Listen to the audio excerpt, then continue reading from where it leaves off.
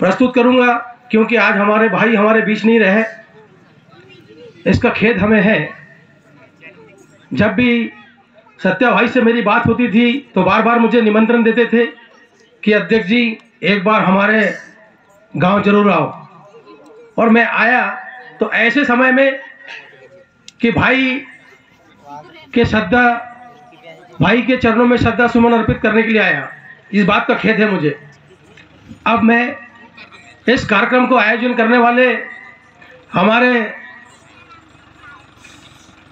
संभाग उपाध्यक्ष भाई मुकेश यूने जी को बहुत बहुत धन्यवाद देता हूं कि जिन्होंने इस प्रकार से सुचारू रूप से इस कार्यक्रम को आयोजित किया। और बार बार मुकेश यूने जी ने अपने गुरुजी के बारे में कहा, मैं गुरुजी को भी बहुत बहुत धन्यवाद देना चाहता हूं कि इन्होंने ऐसे शिष्य को ऐसी शिक्षा दी कि जो आज इस कार्यक्रम को आयोजित किया है, और भी ऐसी जगहों में। और इसके पश्चात हमारे संगठन के जिला अध्यक्ष मुकेश सलामी जी, कुलदीप उइके जी जो प्रसार मंत्री है, बिसेन उइके ब्लॉक अध्यक्ष जी, इन लोगों को सभी को इस कार्यक्रम के आयोजन के बारे में धन्यवाद देना चाहता हूं कि इन्होंने काफी मेहनत करके इस कार्यक्रम को आयोजित किया।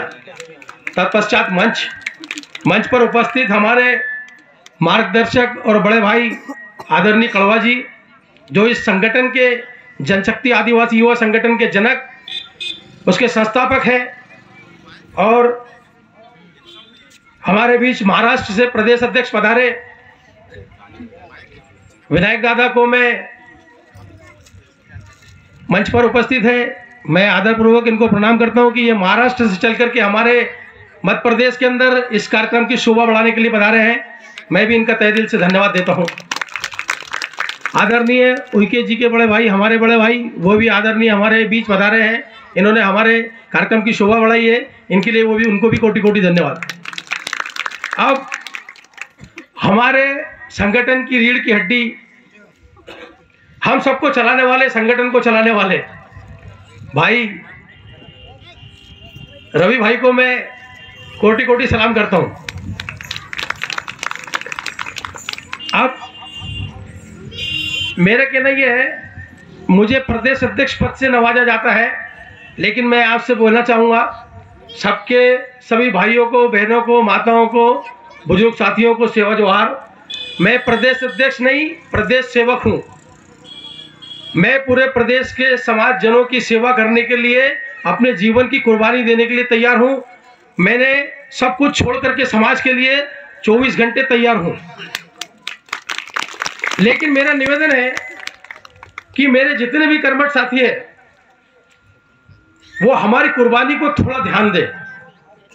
हम यदि समाज को जगाने के लिए घर से छोड़ करके, सारा त्याग करके चले हैं, तो मैं ये कहना चाहूंगा कि मेरी माताएं, बहनें, भाई बंद और जितने युवा साथी हैं, वो सिर्फ और सिर्फ किसी चीज पर अगर ध्यान दें तो शिक्षा पर। और पढ़ने की कोई उम्र नहीं होती।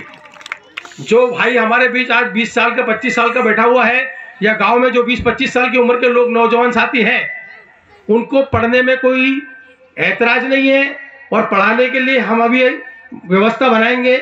मुकेश यूने जी से मैं कहूँगा, आदरणीय हमारे गुरुजी से कहूँगा कि जितने जो पढ़े लिखे साथी हैं उनकी ड्यूटी लगाए, कि वो हर एक दिन 8 लोगों का नाम लिख करके हर 8 दिन के अंदर एक आदमी की ड्यूटी लगाए कि गांव के जितने अपने युवा साथी हैं उनको पढ़ना और लिखना सिखाए 2 घंटे।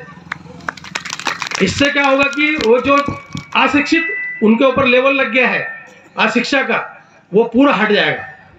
हमने भी देखा कई लोगों को जो स्कूल नहीं गए, 25 साल की उम्र के बाद में पढ़ना सीखे, वो आज एक्सपर्ट तरीके से इंग्लिश बोलते हैं, और कहीं जाते प्रवास करते तो गांव का नाम पढ़ते, जिले का नाम पढ़ते, सारा काम कर लेते हैं। इतना तो सीख जाएंगे, वो भी हमारे लिए बहुत बड़ी बात है।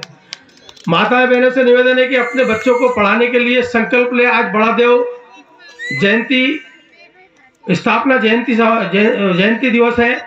ऐसे पावन पर्वों पे यहाँ पर संकल्प लेके जाए कि परिवार में से एक बच्चे को तो भी कम से कम ऐसा बनाए कि वो बहुत बड़ा अधिकारी ना बन करके चपरासी, पटवारी, मास्टर, छोटे से छोटा पद भी अगर मिल जाए तो वो परिवार को भी संचालन कर सकता है और आने वाले समय में अपने पूरे गांव के लोगों को आगे बढ़ा सकता है। इस भावना को लेके चले। तो साथियों, मैं कहना चाहता हूं कि हम लोग निरंतर पूरे मध्य प्रदेश का दौरा कर रहे हैं। मैंने मध्य प्रदेश का दौरा करके ये देखा है कि अगर विडंबना और परेशानी और समस्या किसी के सामने है तो हमारे आदिवासी लोगों के सामने है, क्योंकि अशिक्षित होने के कारण सरकार कोई भी हो। आज मैं आपको बताना चाहूंगा, दोषारोपण करने से कोई मतलब नहीं उठता है। कांग्रेस की सरकार थी या भाजपा की सरकार है, सरकारी योजना हमारे गरीबों के लिए चलाई जाती है और जिसका नाम दिया गया जन कल्याणकारी योजना है। आप मुझे बताएं, 65 साल की माँ, 60 साल की माँ हमारे बीच बैठी है, उनको पेंशन योजना का लाभ नहीं मिल रहा। इसका जिम्मेदार हम क्यों? योजना के बारे में हमको जानकारी नहीं है। अगर जानकारी नहीं है तो आप हम लोगों से फोन लगा करके बात करें, हम आपको पूर्णतः उसकी योजना की जानकारी देंगे कि कौन सा फार्म लेना है, कहां भरना है, कहां जमा करना है, कैसे रिसीट लेना है, और अधिकारी से हम बात करेंगे। पेंशन योजना का लाभ हमको मिलेगा। कल्याणकारी योजना हमारे लिए चलाई जा रही है। अब इसके लिए कोई तैयार नहीं होता। हम लोगों ने अपना जीवन कुर्बान करके संगठन खड़ा किया है और हर गांव में एक अपना भाई ऐसा खड़ा करेंगे जो समाज सेवा के लिए 24 घंटे तैयार रहेगा। भाई मुकेश यूने जी से मेरा निवेदन रहेगा कि मैं आऊंगा तो पूरे गांव हम दौरा करेंगे। हर गांव में ग्राम समिति गठित करके एक अध्यक्ष हमारे समाज का ऐसा बच्चा रहेगा, नौजवान साथी 20-22 साल का, जिसको गरीबी रेखा में नाम लिखवाना है। वो यार योजना की जानकारी हम उससे देंगे और वो अपने भाई का नाम गरीबी रेखा में लिखवाएगा। मैंने दौरा किया, बड़ा दर्द मुझे दिल में होता है कि जिसके घर में खाने को दाने नहीं है, पहनने को कपड़े नहीं है, सर छुपाने को छत नहीं है, ऐसे लोगों का नाम गरीबी रेखा में नहीं है। और जिसके घर ट्रैक्टर, ट्राली, बंगला, कार और 50 एकड़ जमीन है, उसका नाम गरीबी रेखा में लिखा हुआ है। माँ को पेंशन मिलती है, बाप के नाम का राशन कार्ड बना है, बेटे के नाम की प्रधानमंत्री योजना में कुटीर बन रही है। योजनाओं से वंचित है तो हमारा समाज, और हमारे समाज के लिए योजना चला रही सरकार। हम लोगों को जागना पड़ेगा। और आज इस प्रकार से मैं इस कार्यक्रम को देख के बहुत ही खुश हूं कि अगर आज यहां तक के हम पहुंच गए हैं तो वो दिन दूर नहीं है कि जन कल्याणकारी योजनाओं का लाभ लेने के लिए हम तैयार रहेंगे। थोड़ी समझ की जरूरत है। हर गांव में संगठन हमारा खड़ा हो जाता है और संगठन का एक अध्यक्ष और 10 कार्यकारिणी के सदस्य हो जाते हैं, तो किसी भी समस्या को निपटने के लिए कोई दिक्कत नहीं। आज गरीब आदमी के साथ घटना घट जाए, दुर्घटना घट जाए, पुलिसकर्मी उसके साथ में गाली देकर के उसको भगाते हैं। लेकिन 10 लोग अगर हमारे नौजवान साथी खड़े हो जाएंगे तो दूध का दूध, पानी का पानी हो जाएगा। जो हमारी ठुकाई पिटाई करता है, हमारी जमीन को छीनता है, हमारे साथ में दुर्व्यवहार करता है, उसके खिलाफ मुकदमा कायम कराने के लिए एक आवाज लगाने की जरूरत है। अगर हम संगठित होकर के एक स्वर में बोलेंगे कि हम इसके खिलाफ कार्रवाई चाहते हैं, अगर आप नहीं करोगे तो ऊपर और भी दरवाजे खुले हैं।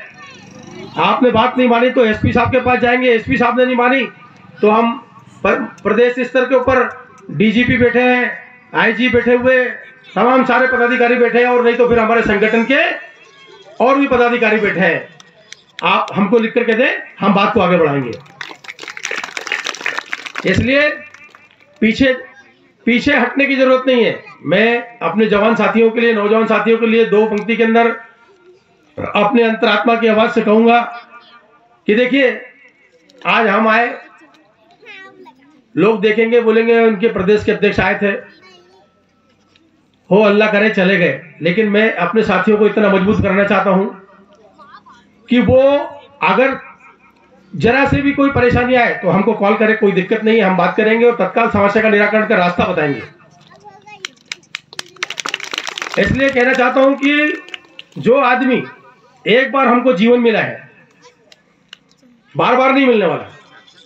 एक बार जीवन मिला है, बार बार नहीं मिला है, मिलने वाला है। इसलिए मैं 2 पंक्ति में अपने नौजवान साथी को जोश भरने के लिए 2 पंक्ति में अपने अंतरात्मा की आवाज आपके सामने बोलूंगा।